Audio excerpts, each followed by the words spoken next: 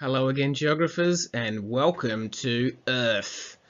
This is the second of our two introductory lessons to Year 10 Geography, and today we're going to look at a whole heap of amazingly interesting facts about Earth, Australia, and Melbourne. Now, because there's a lot of content here, there's going to be no activity today, there's no notes to write down, but there will be a reflection activity, and I'm going to get to write down the learning goals and do a tiny bit of homework at the end. So, your learning goals. There's only one. It is know some facts about Earth, Australia, and Melbourne. Make sure you write that down in your exercise book. Right then, welcome to Earth. So, as you know, the universe came into existence roughly 13 billion years ago in what's known as the Very Large Bang, or the Big Bang, some people call it. Earth is the third planet from the Sun. It was formed around 4.5 billion years ago, so it's only been around for about the last third of the universe's lifespan so far. It's the only known object with life on it in the universe, and I say the only known object with life on it. There are so many other stars and planets out there that most, I would say, the vast majority of astronomers, not astrologers, yeah, astronomers do think that there is life somewhere, but have we met it yet? I'll leave that up to the conspiracy theorists. Life has existed on Earth for 3.5 billion years, which means that for the first quarter of Earth's existence, there was no life on it. It was what was called the Hadean period, which comes from Hades, which is the old Greek god of hell. Would have been pretty hellish back then. It was just like molten rock all over the show. Scientists believe that Earth was formed by swirling gas and junk from the Sun that slowly clumped together. So there you go. What a fantastic origin story. Earth's radius is 6,378 kilometers, which is if you go from the middle to the outside. Yeah, that's how thick it is until you get to the core. The circumference around the waist, so like if Earth had a belt, the equator, that's 40,000 K. Now, Earth's not actually perfectly spherical. It's actually a little bit fatter around the middle. It's not a perfect sphere, like just to exaggerate, it's kind of like bleh, right? So, and why that is, a lot of the inside of Earth is molten iron, liquid iron. And if you imagine a balloon filled with a liquid, say a balloon filled with water, yeah, and if you spun that around on a table, the act of spinning it would make it go out a little bit. So the equator is 40,000 K, but the prime meridian's circumference is not quite 40,000 K. That's how much Earth weighs. I don't know how to read that number, but it's large. We all contribute to that weight because we're on it. That's the surface area of Earth, another large number. The Earth is spinning at 1,675 kilometers per hour. Now, why do we not feel the wind in our faces? It's the same reason as when you're sitting in a car driving at 100 kilometers an hour, you don't feel the wind in your face because you are a part of it. Yeah, so the atmosphere is also spinning at that speed, so we don't notice it. But not only are we spinning on our axis, we're also going around the sun. Right? We're spinning on our axis at 1600 k an hour, but we're going around the sun at 100,000 k an hour, which is really rather fast. Usain Bolt? No, faster. The minimum ever recorded temperature on Earth is minus 88. The hottest ever recorded was plus 58. Now that's that's air temperature. It does get hotter on the surface. And the average, once you average out the temperatures of night and day all across the world, the average temperature is 15 degrees. Here's Earth in a cross section. So there you go. Imagine if we chopped a quarter of Earth out, it would look like that. So the crust, the way I've had it explained to me is if you imagine an apple, the crust with all the life on it, the atmosphere, is like the skin. It's very little of all of Earth's material, shall you say. And the inner core and the outer core are iron, which is why we've got these huge magnetic fields on Earth. So, why are there seasons? And I want to touch on this because I ask students this every year and everyone always gets it wrong. It's not because you're closer to the sun in summer and further away in winter. Well, I mean, you're so far away from the sun that that doesn't make any difference. It's about direct light versus indirect light. So if you imagine this torch shining right in your face versus a torch shining on an angle past you and only just clipping your face, yeah? When it's shining right in your face, that's summer. When it's shining across your face on an angle, that's winter, yeah? The sun goes directly overhead in summer, and it goes on an angle over the horizon in winter, so there's nowhere near as much sunlight, and the sunlight that you do get is angled sun, not direct sun, so that's why there are seasons. When you live on the equator, there are no seasons, it's always warm, because that area always gets direct sunlight. Also, the Earth is on an angle, I think it's 30 degrees, let me confirm. Hey Google, what angle is Earth's axis? 23.5 degrees. Here's a summary from the website Earth Hey Google, stop. Thank you. So 23.5 degrees, it's not 30 degrees, there you go. So the Earth's on a 23.5 degree angle, which means that when the southern hemisphere is tilted up towards the sun, it's summer in the southern hemisphere, and the other half of the year when the Earth's on the other side of the sun and the northern hemisphere is pointing closer to the sun, that gets the direct sunlight, and that's summer in the northern hemisphere. Now, what we're looking at here is a video, not to scale obviously, showing what happens with the Earth going around the sun. So it's spinning on its axis while it's also going around the sun, but there's more to it than that. The sun itself is also moving. So if you have a look at this funky video, the sun is moving through space and we are just orbiting around the sun. So we are spinning on our axis while going around the sun, while the sun's moving, and the Milky Way is moving, so there's a lot of movement. To summarize all of that. Anyway. So, you remember those four spheres? The biosphere, which is all life, hydrosphere, all water, lithosphere, all the rock, and atmosphere, the thin layer of gases around the outside, which, as I just mentioned, if you imagine the Earth as an apple, the thin layer of life and atmosphere is only like the skin, it's not much. Anyway, biosphere, zone of life on Earth. Life is everywhere on Earth, so we've found life all the way 41 kilometers above the Earth's surface. Now, to give you, most long distance planes only fly about 10k above Earth's surface, so that's pretty intense. And they've even found life 5 kilometers into the Earth's crust. Extremophiles, there's certain life forms that even live inside volcanoes and just eat rock. Funky. There's about 560 billion tons of plant and animal biomass. So if you put all of the plants and animals on the scales, it would weigh about 560 billion tons. Fun fact though, if you put all the humans on one scale, all the ants would weigh roughly the same amount. So if you imagine your weight in ants, that's kicking around somewhere on Earth, waiting for you. About another 100 billion tons of biomass is made every year. And if you add up the weight of all bacteria, it's probably more than all of the plants and animals put together. So most life on Earth is actually bacteria, not the big things, plants and animals that we can see. What's the tallest mountain on Earth?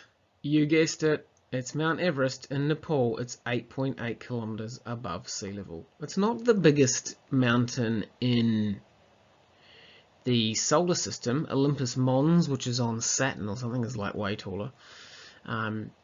There's also Mauna Loa, which is a mountain which, if you measure it from top to bottom, is taller than Mount Everest, but a lot of it is underwater. So Mount Everest is the tallest mountain in terms of being above sea level. The deepest part of the ocean floor is the Marianas Trench. It's 10.9 kilometers below sea level. That's really, really deep. The longest river, this is a bit controversial. Some people say it's the Nile in Africa at 6,670 kilometers. However, depending on whether you measure all the tributaries and stuff, some people say that the Amazon is, but there's the next 5 longest river. The Amazon in Brazil, the Yangtze, Mississippi, the Yenisei, and the Yellow. So 2 of the longest 6 rivers in the world are both in China. The biggest ocean, I hope you can figure that one out from that picture, is the Pacific Ocean. It takes up 30% of the entire Earth's surface. Madness. So there's the top 4. You look at that. The Pacific Ocean is twice as big as the next biggest ocean, which is the Atlantic. Biggest desert on Earth, you guessed it, it's the Sahara. That takes up 9 million square kilometres. That's bigger than the whole continent of Australia. And there's the top 5 biggest deserts there. Sahara, Australian, Arabian, Gobi, Kalahari. Let's talk about life on Earth, shall we? 99% of all species ever, and that's about 5 billion, are extinct. Okay, so yes, evolution is for real, but the reason why the animals and plants that are around now are here now, a lot of that is due to luck. Yeah, when the KT event happened and the meteor hit and wiped out all the dinosaurs, it wasn't because the dinosaurs had anything wrong with them. They just were in the wrong place at the wrong time. If a meteor came and hit Earth now, we'd all be wiped out, but it wouldn't have been anything that we did wrong. Extinction is forever.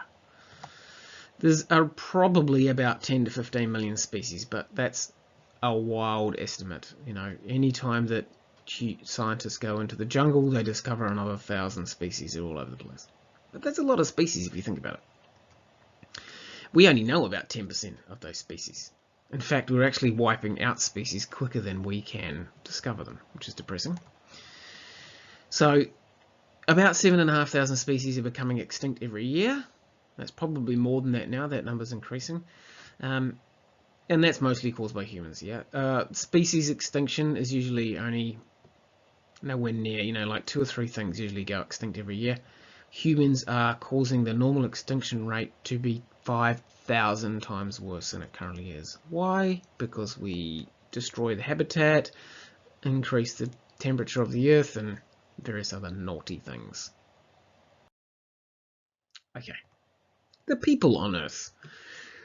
Our most up-to-date number is that there is 7.7 billion people on Earth. When I was your age, there was only about 5 billion. That number is increasing dramatically, although it is going to tail off and start coming down, as I'll show you in a future slide.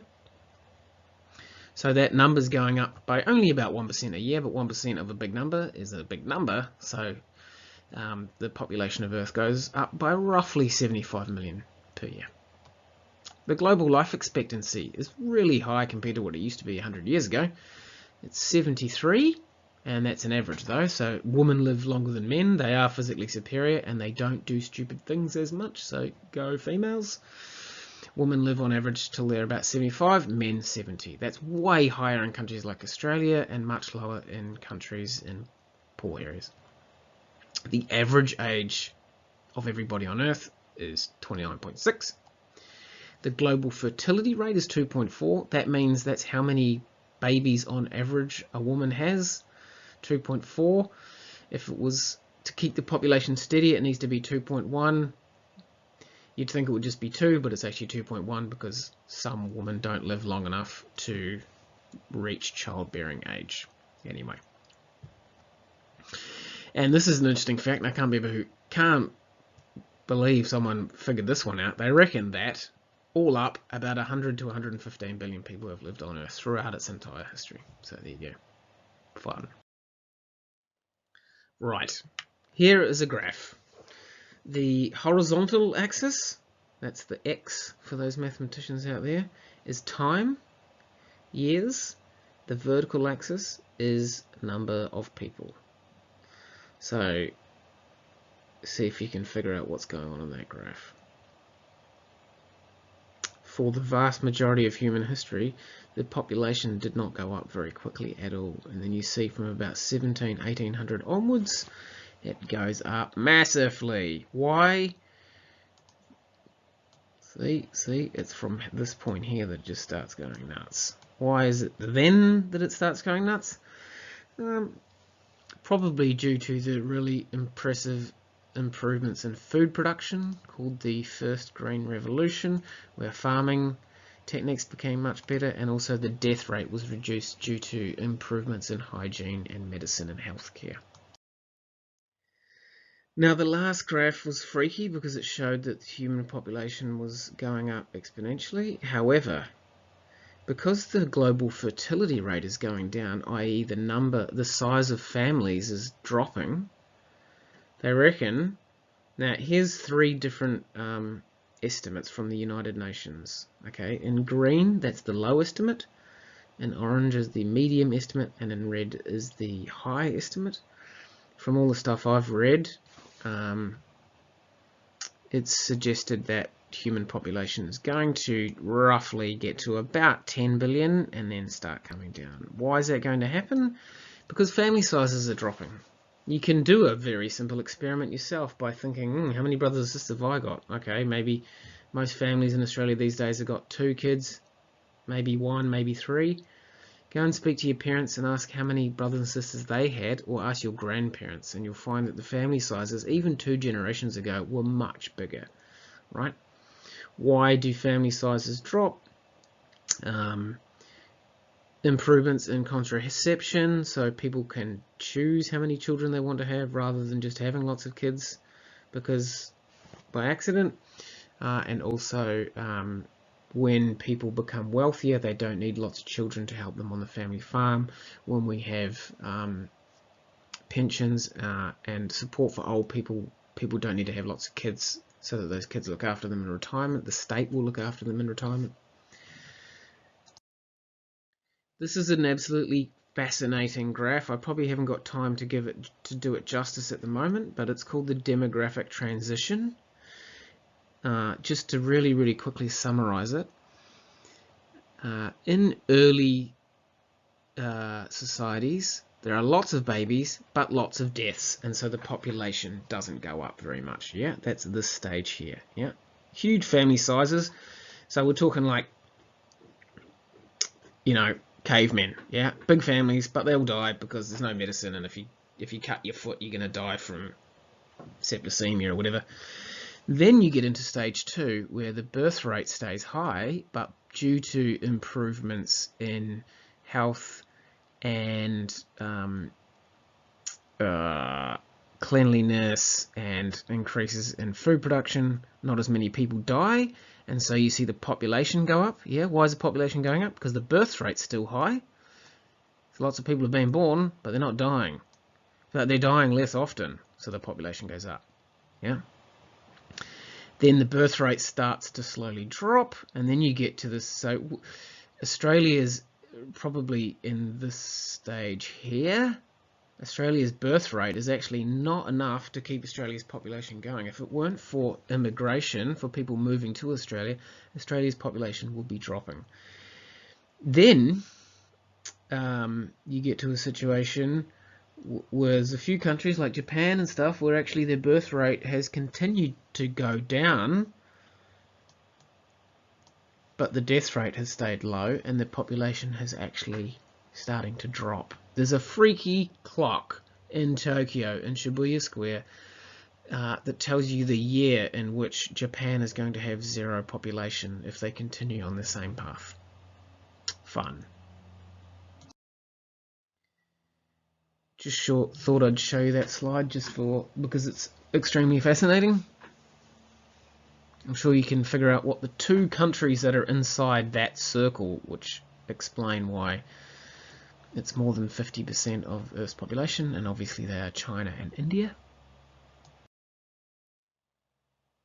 So, check this video out. This shows world population. The longer the yellow bar, the bigger the population.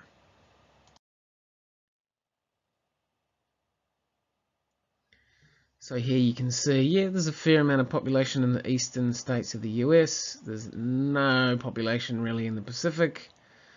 Even in Australia, by world comparison, there's hardly any. And then you get across to the serious population centers there. China, Indonesia, India, Europe, and then where we're going to see most growth in the future, Africa. I love that graphic.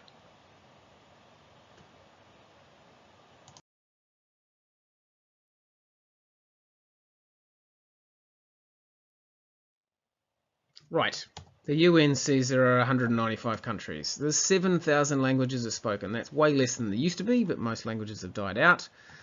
19 major world religions. And in terms of languages, here are the most widely spoken ones. Mandarin, that's what you would call Chinese. Almost 1 billion people speak that. Then Spanish. English is only third. English is only the third most common spoken language in the world. It is the most widely spoken language in the world, but in terms of native speakers, it's only third behind Mandarin and Spanish. We've got 7 continents. Here are the populations of them all. Obviously, Asia is the biggest because it's got China and India in it. We say no people live in Antarctica. Obviously, people do live in Antarctica as scientists, but they don't live there permanently, so they're not counted. The 5 most populous countries are China, India, USA, Indonesia, and Pakistan. However, by 2050, the UN estimates that that number will be quite different. India will overtake China as the most populated country in the world. China's population is going to stay roughly steady, if not even go down a little bit. Nigeria is next. USA is still up there. USA is one of the few rich Western countries whose population is still going up quite quickly. Most Western countries have gone through that demographic transition and have small family sizes. Okay, unlike the US, which is still quite religious. Anyway, and Indonesia. So look at the top 5 most populated countries in the world. They're all part of, other than the US, they're all part of what we would previously have called the developing world, but by 2050 they'll probably be developed, but who knows. The 5 fastest growing countries: South Sudan, Rwanda, Libya, Dominica, and Ethiopia. What do they all have in common? 4 out of 5 of them are on the continent of Africa. So there you go. Most of the fastest population increases are in developing countries, particularly Southeast Asia and Africa. Countries are shrinking, however. Here's a few. And what do those 5 countries all have in common? They're all in Europe, specifically Eastern Europe. And that will be due to immigration, which is people moving away from your country, and also family sizes dropping. They've gone through the demographic transition. Yeah, small family sizes, not enough to keep the population steady. The 5 largest cities in the world currently. We've got some seriously massive cities there. Humongous. I've only been to 2 of them. Anyway. Right, let's do Australia.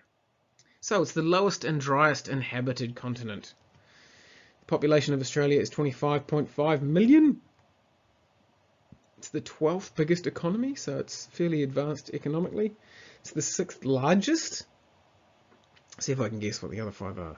USA, Russia, China, Brazil, Canada. I think that's about right. Not in that order, though.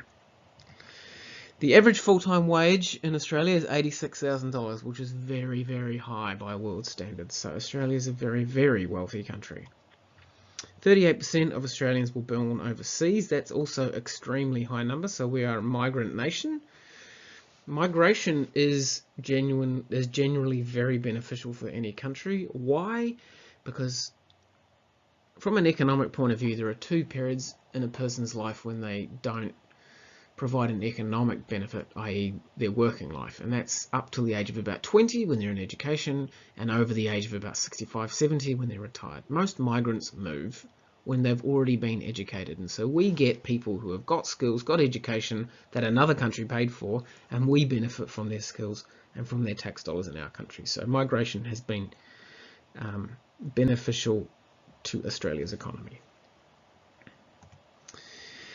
However, we are a nation of beach huggers. Most of us live near the coast. So, to put that in perspective, check this map of Australia out. You see the area that's highlighted in yellow there? Only 2% of Australia's population live in that area. The other 98% of us live in the white bits around the outside. Freaky! Let's talk about Melbourne. Its population is a smidge under 5 million. It's ranked the world's second most livable city. It was the world's most livable city for quite a few years, but it's been taken over by Vienna, I believe. Having been to Vienna a number of times, I can see why. It's fantastic. I'm pretty sure that coronavirus is going to throw these livable city rankings completely out of whack, but I'm sure we'll find out. It's got the highest Greek and Italian population outside Greece and Italy.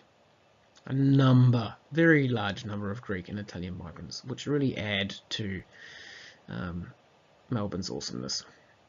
It's got the 4th largest tram network in the world, but I think it's like the slowest. Anyway, can't remember. And it's got the most cafes per person. Woo! Go us. Right, here's an awesome video called Everything You Need to Know About Earth. Take it away. Planet Earth is the home of every life form known to us in the universe. Its age is about a third of the age of the universe, and, admit it, it is a thing of beauty. A slightly squashed sphere with a heavy metal core and a lighter surface crust wrapped in a thin sliver of sweet air to breathe, with vast oceans, fertile plains, magnificent mountains, freshwater rivers, streams, lakes and aquifers, orbiting a star which warms us and gives us energy. But how did our home come into existence, and what's it made of?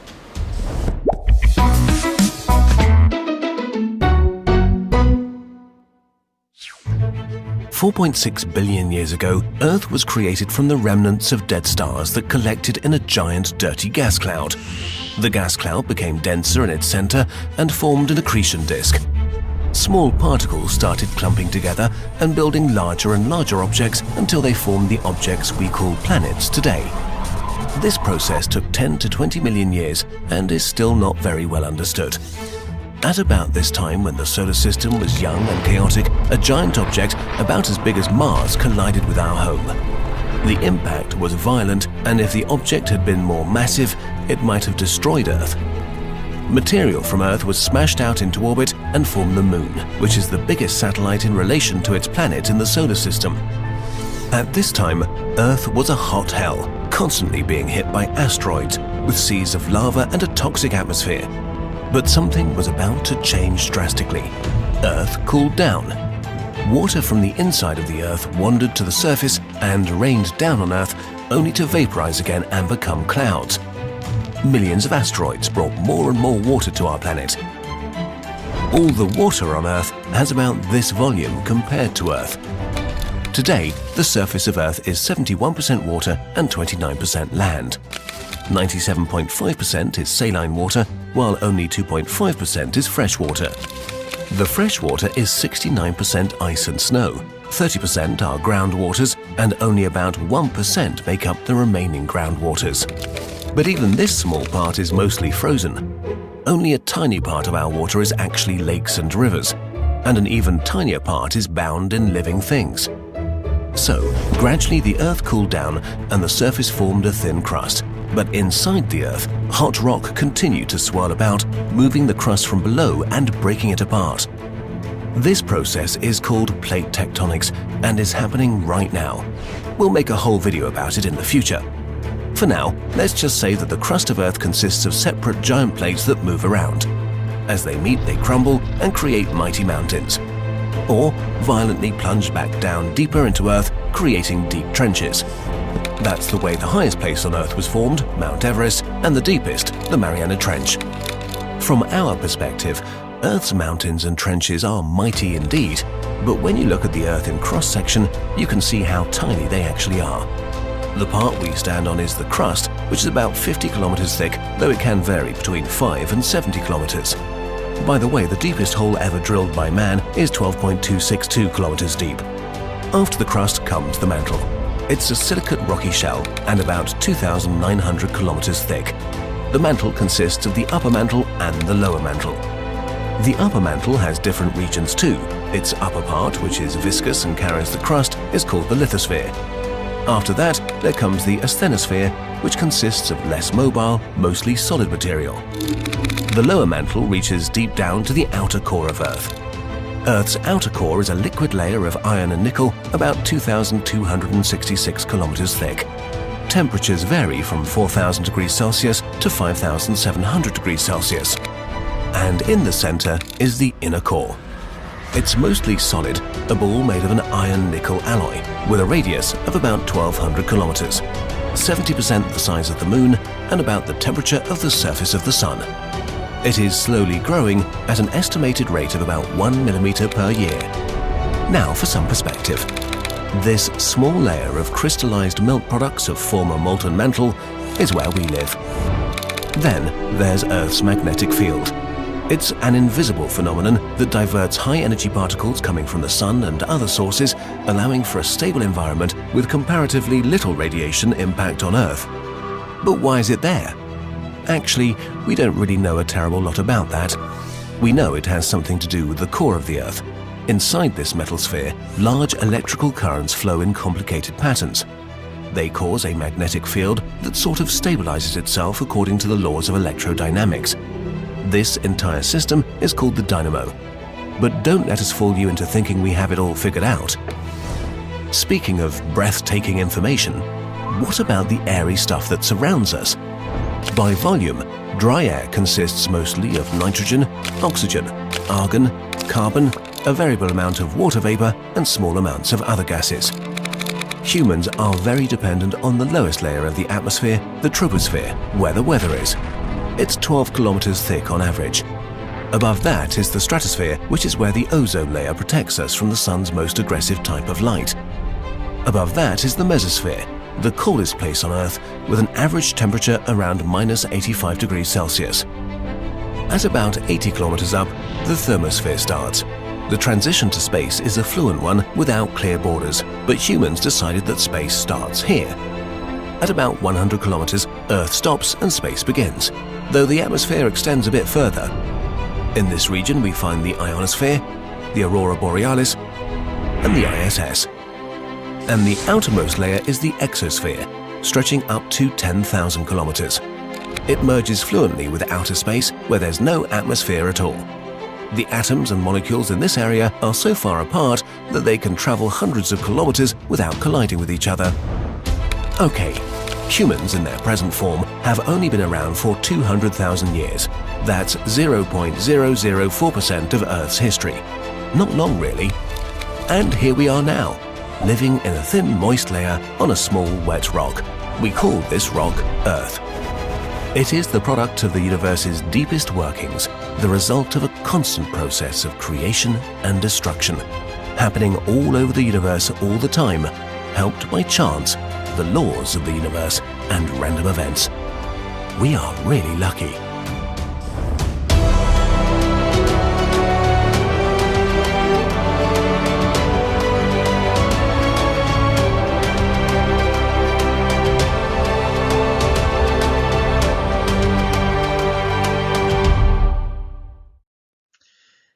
The reflection activity for today, I want you to write reflection activity in your exercise book and do this. Now, thinking about the facts that you've just learned about Earth, Australia and Melbourne, I want you to do a PMI, a plus minus. Interesting. What's one thing that you think is a plus?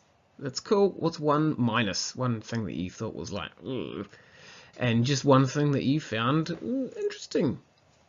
So just three: reflection activity, plus, blah, blah, blah, minus, blah, blah, blah, interesting, blah, blah, blah.